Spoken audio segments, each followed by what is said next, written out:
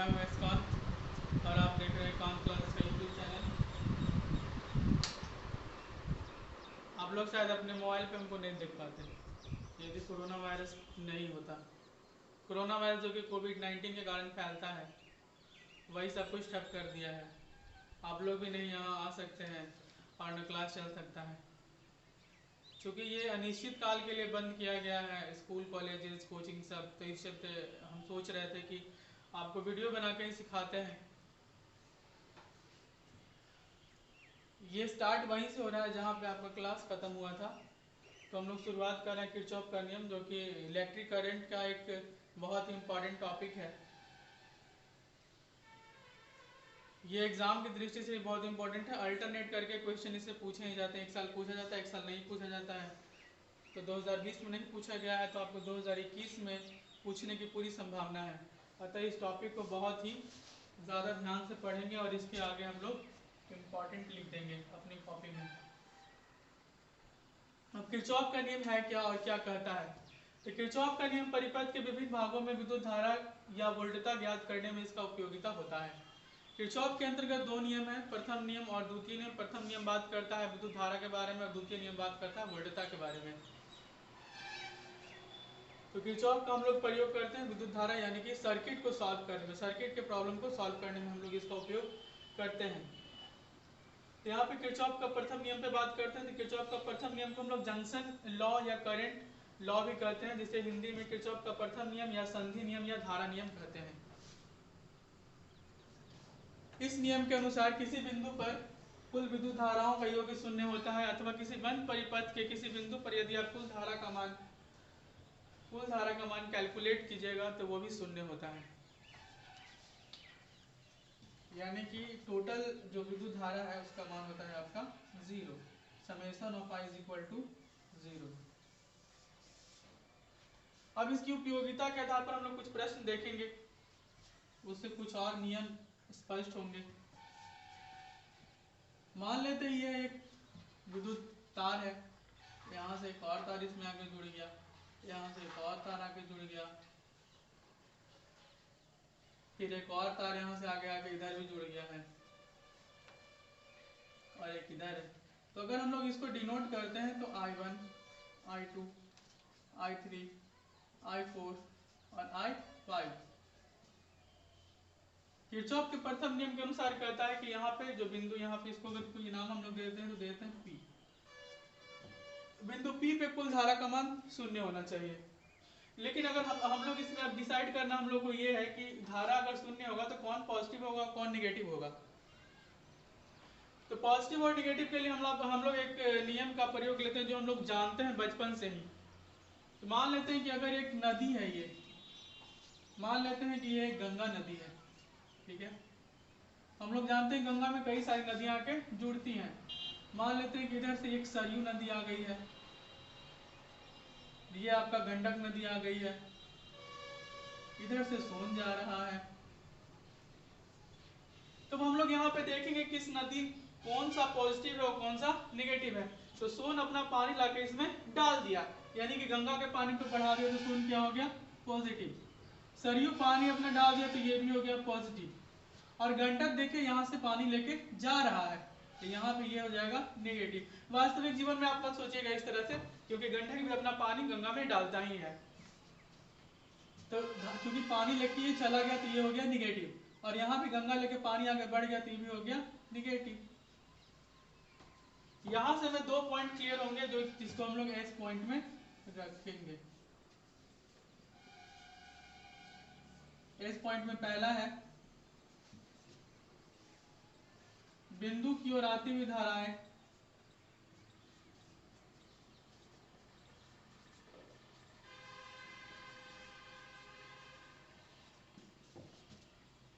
विद्युत धारा धनात्मक होता है। नंबर 2, बिंदु से दूर जाती हुई धाराएं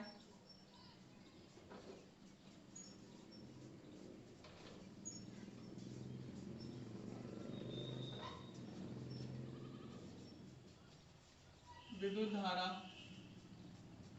ऋणात्मक होता है। तब हम लोग यहाँ पे देखेंगे इसको, तो गंगा सोन को मिटा देते हैं। फिर से क्लियरली एक और एग्जांपल दे सकते हैं कि अगर आपके घर में कोठी हो, तो कोठी में जब चावल हम लोग बाहर से डालते हैं, चावल जब बाहर से डालते हैं तो पॉजिटिव होता है, लेकिन प्रतिदिन के लिए जो चावल उसमें से निकलता है वो निगेटिव होता है, क्योंकि चावल निकालने के कारण उसमें वो घटता है और चावल डालने से वो बढ़ता है। तो आने वाला जो होता है वो पॉजिटिव होता है और जाने वाला निगेटिव होता है। सोन गंगा को हम लोग मिटा देते हैं क्योंकि इसका तो कोई काम है नहीं।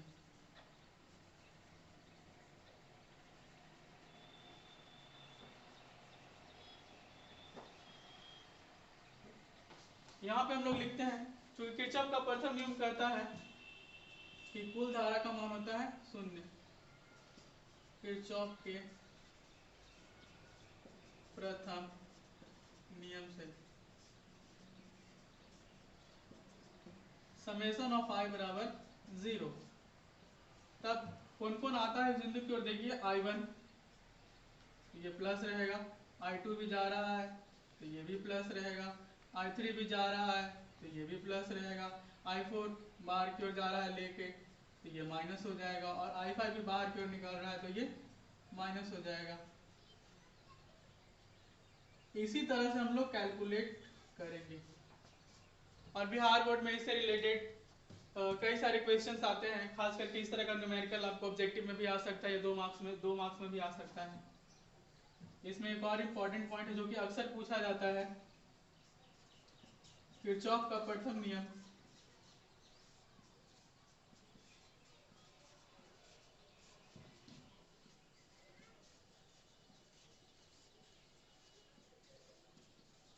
आवेश के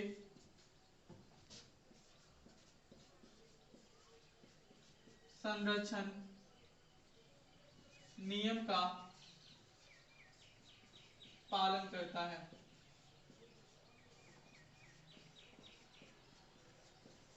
आप यहाँ पे देख सकते हैं कि बिंदु P पे जितनी धारा आ रही है उतना ही बाहर निकल रहा है, तो यानी कि कुछ भी नष्ट नहीं हुआ। अतः हम लोग कह सकते हैं कि यह नियम आवेश के संरक्षण के नियम का पालन करता है। और कई बार बिहार बोर्ड में ऑब्जेक्टिव में ये क्वेश्चन पूछा जा चुका है। यह भी ऑब्जेक्टिव में पूछा जा सकता है कि संधि का नियम किस नियम को कहते हैं, या धारा का नियम किस नियम को कहते हैं, तो उसमें भी हम लोग यहाँ पे आंसर देंगे किरचॉफ के प्रथम नियम। या फिर यह भी क्वेश्चन पूछ सकता है कि आवेश के संरक्षण नियम का पालन कौन सा नियम करता है, तो यहाँ पे भी हम उत्तर देंगे किरचॉफ का प्रथम नियम। अब हम लोग इसके बाद किरचॉफ का द्वितीय नियम पढ़ेंगे। किरचॉफ के द्वितीय नियम, किरचॉफ सेकंड लॉ और वोल्टेज लॉ और लूप लॉ। जैसे पहले जो किरचॉफ लिखा हुआ था उसमें एक H छूट गया था, तो ध्यान दीजिएगा। इसका सही स्पेलिंग है KIRCHHOFF। इसके पहले वाले जो था किरचॉफ का फर्स्ट लॉ उसमें लिखे थे हम, वहाँ पे KIRCH केवल एक ही H था, OFF था। तो किरचॉफ से सेकंड लॉ और वोल्टेज लॉ और लूप लॉ, इसका 2 और नाम होता है। जैसे किसी का नाम आप लोग सुनते होंगे चिंटुआ, पिंटुआ, रिंटुआ, सिंटुआ, कई सारे नाम होते हैं। उसी तरह से इसका भी 2 और नाम है, वोल्टेज लॉ और लूप लॉ।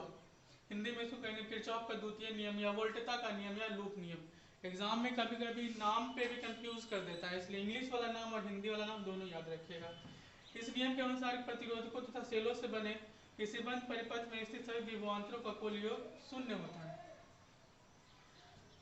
यह नियम कहता है कि कोई भी परिपथ होता है, बंद परिपथ, खुला परिपथ वो होता है जिसमें बिजली प्रवाहित नहीं होती। बंद परिपथ में जब बिजली प्रवाहित होती है, यानी कि जिस परिपथ में बिजली प्रवाहित होती है उसे हम लोग क्या कहते हैं, बंद परिपथ कहते हैं। तो यहाँ पे हम एक सर्किट ले लिए हैं, इसमें देखिए इसमें 2 सेल है E1 और E2। यहाँ पे 3 प्रतिरोध है R1, R2 और R3। इसका हम लोग नाम दिए हैं A B C D E F। E1 से जो धारा प्रवाहित हो रही है वो I1 है, E2 से धारा प्रवाहित हो रही है I2 है, और B और E जो R में यहाँ पे, या फिर B और E को जो जोड़ रहा था, इसमें धारा प्रवाहित हो रही है I3, ताकि I2 और I1 दोनों धारा यहाँ पे जुट जा रहा है। इसके लिए नियम है सेल के चिन्ह परिपाटी के लिए, जो कि हम यहाँ पे लिखे हैं कि उच्च विभव से निम्न विभव की ओर जाने पर जो चिन्ह होता है वो पॉजिटिव होता है, यानी कि यहाँ पे हम लोग पॉजिटिव लेते हैं। अब यहाँ पे उच्च विभव से निम्न विभव की ओर कैसे जाएगा वो देखिए। अगर इधर से यहाँ से यहाँ रहता है उच्च विभव, जो बड़ा वाला लाइन है उसको हम लोग हायर पोटेंशियल और उच्च विभव कहते हैं, जो छोटा लाइन है उसको लोअर पोटेंशियल और निम्न विभव कहते हैं। इसको धनात्मक भी कहते हैं कहीं पे, इस सेल का धनात्मक भाग है, इस सेल का ऋणात्मक भाग है, सेल का धनात्मक भाग है और सेल का ऋणात्मक भाग है। अगर विद्युत धारा का प्रभाव हायर पोटेंशियल से लोअर पोटेंशियल यानी कि इधर से इधर की ओर होगा तो ये धनात्मक होगा सेल। यानी कि हम लोग जब सर्किट को कैलकुलेशन करेंगे, सर्किट को सॉल्व करेंगे तो उसमें हम लोग देखेंगे इस चीज को। लेकिन अगर हम लोग इस हायर पोटेंशियल से जो कि घूम के आ रहा है इधर से इधर और फिर यहाँ से यहाँ धार आएगा तो इसको हम लोग निगेटिव लेंगे। यहाँ पे लिखा हुआ है निम्न विभव से उच्च विभव की ओर जाने पर ऋणात्मक आपको चिन्ह लेना पड़ेगा सर्किट को सॉल्व करने में। यानी कि जैसे कि ये घूम के आ रहा है इधर से, इसको भी देखिए आप, यहाँ से घूम के आने के बाद यहाँ पे भी I1 करंट ही फ्लो होगा इसमें, और यहाँ पे देखिए I2 करंट फ्लो हो रहा है। लोअर पोटेंशियल से हायर पोटेंशियल पे जा रहा है, यानी कि छोटा से बड़ा पे जा रहा है, निम्न से उच्च पे जा रहा है तो ऋणात्मक होगा। यहाँ पे भी देखिए निम्न से उच्च पे जा रहा है तो ये ऋणात्मक होगा। इसमें परिपथ प्रतिरोध की चिन्ह परिपाटी, इसमें दो चीजें हैं, एक सेल है और एक प्रतिरोध है। कहता है कि प्रतिरोध एवं विद्युत धारा का गुणन धनात्मक होता है यदि धारा की दिशा प्रदत्त दिशा की ओर हो। अब इसमें यहाँ पे एक चीज और नई चीज है कि प्रदत्त दिशा। प्रदत्त दिशा क्या है? प्रदत्त दिशा होती है जब हम लोग किसी चीज को मान लेते हैं अपने हिसाब से जो दिया हुआ है। जैसे इसमें डायरेक्शन नहीं दिया लेकिन हम डायरेक्शन मान लेते हैं, और डायरेक्शन को हम लोग दो दिशाएं मान सकते हैं, या तो क्लॉकवाइज या तो एंटी क्लॉकवाइज। क्लॉकवाइज हम लोग कहते हैं घड़ी की दिशा में और एंटी क्लॉकवाइज घड़ी की विपरीत दिशा में। तो यहाँ पे मेरा मन कर रहा था क्लॉकवाइज मानने के लिए तो हम यहाँ पे इसको क्लॉकवाइज ले लिए। अब क्लॉकवाइज लेने का एक और भी कारण है, मेरा मन भी कर रहा था, और उसके अलावा एक और कारण है। यहाँ से देखिए हायर पोटेंशियल, क्योंकि करंट जो फ्लो होता है higher potential to lower potential में फ्लो होता है, उच्च विभव से निम्न विभव की ओर। यहाँ से धारा निकल के आ गई। ये परिपथ का सर्किट 1 इसको हम लोग मान लेते हैं। एक और सर्किट मानेंगे, हम लोग पूरा को मान लेते हैं। पहले इसको हम लोग सॉल्व कर लेते हैं, उसके बाद एक और मानेंगे।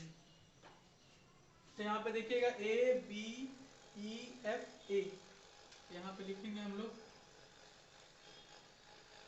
बंद परिपथ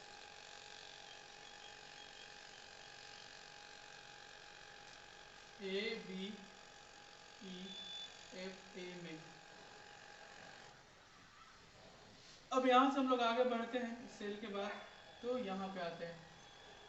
अब देखिएगा I3 R2 में जो जा रहा है तो उसकी दिशा इधर से इधर की ओर है, और जो हम लोग दिशा माने वो भी इधर की ओर ही है। अब देखिए इधर से इधर घूम रहा है और ये भी इधर से इधर की ओर जा रहा है, यानी कि दोनों की दिशा क्या है? समान है। तो इसको हम लोग यहाँ पे पॉजिटिव लिखेंगे R3 इंटू R2। अब हम लोग आगे बढ़ते हैं, तो यहाँ से देखिए ये I3 धारा आगे बढ़ा, फिर ये I1 हो गया, और फिर देखिए I1 है। तो यहाँ पे जब इसको हम घुमाएंगे तो यानी कि यहाँ से इधर इधर की ओर है, यानी कि ये जो प्रतिरोध में जो विद्युत धारा जा रही है और इसकी दिशा, दोनों की दिशा समान है। अब घुमा के देखिए इधर से इधर की ओर, यानी कि इधर से इधर की ओर घूम जाएगा। तो दोनों की दिशा क्या है? समान है। तो इसको हम लोग यहाँ पे ले लेते हैं I1 इंटू R1।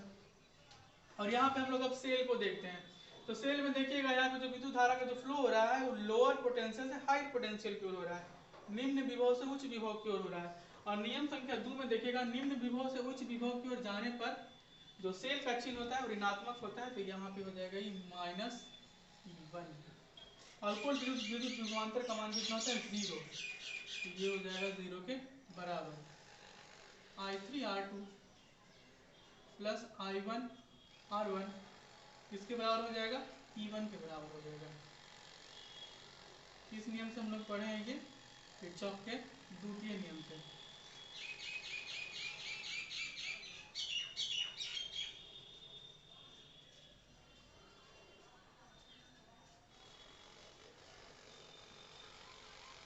अब हम लोग पूरा परिपथ पे हम लोग बात करते हैं। A B C D E F A, इस पे हम लोग बात करते हैं। तो चूंकि इसको हम लोग ब्लू से दिखा चुके हैं, तब हम ब्लैक से दिखाए थे, तो हम लोग एक ब्लू से दिखा देते हैं इसको। ये पूरा परिपथ हम लोग ले रहे हैं, यानी कि सिर्फ इसको बात नहीं कर रहे, हम लोग पूरा की बात कर रहे हैं। तब यहाँ पे देखिएगा बंद परिपथ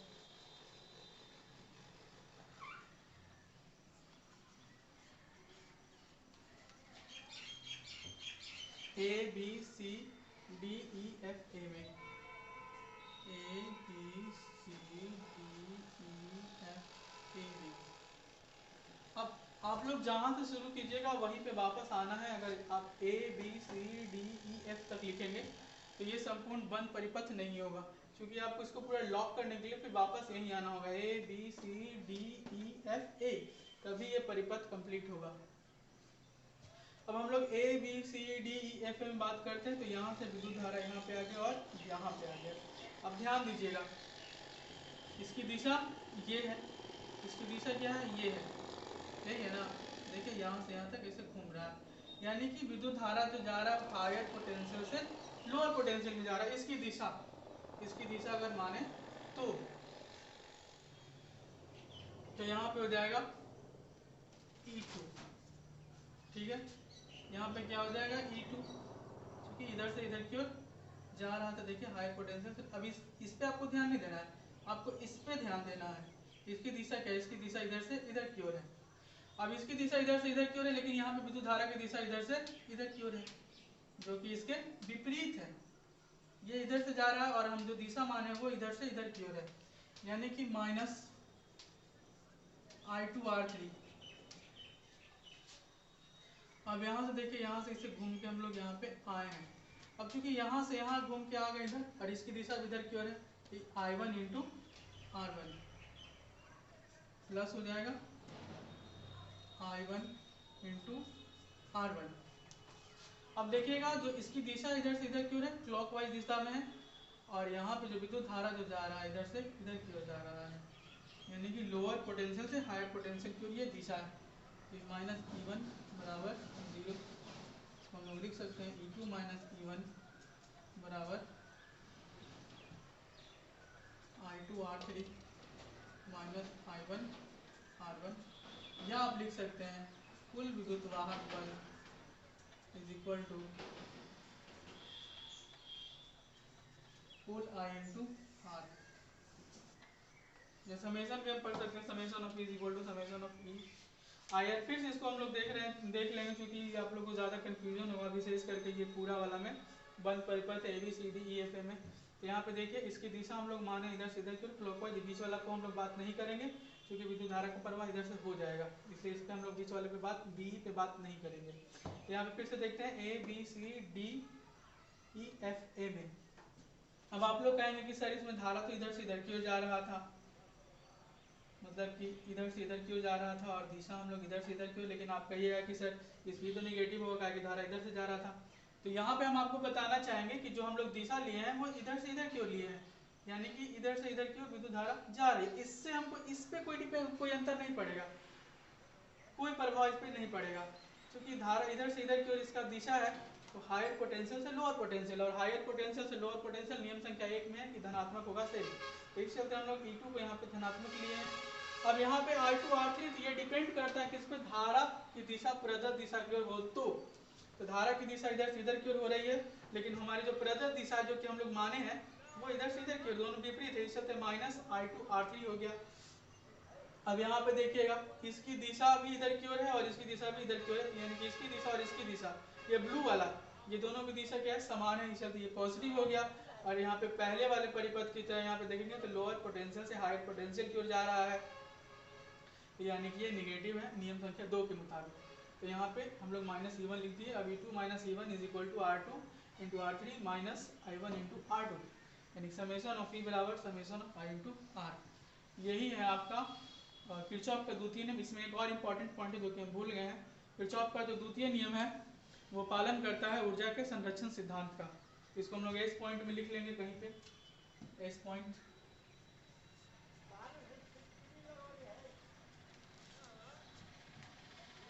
किरचॉफ का द्वितीय नियम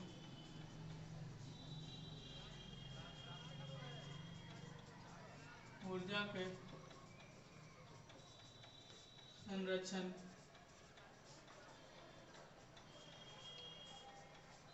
सिद्धांत का पालन करता है। और इससे पहले हम लोग देखे थे कि किरचॉफ का जो प्रथम नियम था वो आवेश के संरक्षण के नियम का पालन करता था, और दूसरा नियम ऊर्जा के संरक्षण सिद्धांत का पालन करता है या ऊर्जा के संरक्षण नियम का पालन करता है। तो आज की क्लास यहीं तक, चूंकि मेरा पहला वीडियो है तो हो सकता है कि कहीं कुछ ज़्यादा तेज़ी से बोल दिए होंगे या कुछ और प्रॉब्लम हो गया होगा, तो उसको आप लोग देख लीजिएगा। आगे के वीडियो में हम कोशिश करेंगे कि इससे बेहतर हो, और अगला क्लास में हम लोग इसके कुछ प्रॉब्लम पे डिस्कस करेंगे, और फिर इसका एप्लीकेशन है कुछ जैसे वीट स्टोन ब्रिज करके, तो उसका हम लोग चर्चा करेंगे और उसके बारे में पढ़ेंगे।